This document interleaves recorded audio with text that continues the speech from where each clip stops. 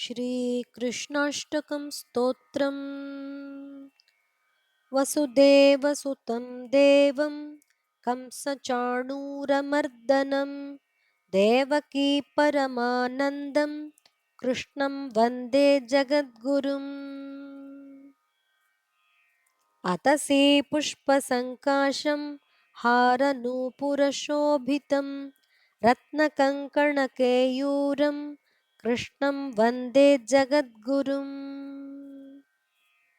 कुटिलालकसंयुक्तं पूर्णचन्द्रनिभाननं विलसत्कुण्डलधरं कृष्णं वन्दे जगद्गुरुम्। मन्दारगन्धसंयुक्तं चारुहासं चतुर्भुजं बर्हिपिञ्छावचूडाङ्गं कृष्णं वन्दे जगद्गुरुम्। उत्फुल्लपद्मपत्राक्षं नीलजीमूतसन्निभं यादवानां शिरोरत्नं कृष्णं वन्दे जगद्गुरुम्। रुक्मिणीकेलिसंयुक्तं पीताम्बरसुशोभितम् अवाप्ततुलसीगन्धं कृष्णं वन्दे जगद्गुरुम्।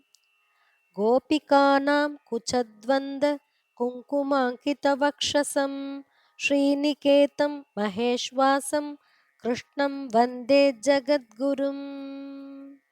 श्रीवत्साङ्गं महोरस्कं वनमालाविराजितं शङ्खचक्रधरं देवं कृष्णं वन्दे जगद्गुरुम्।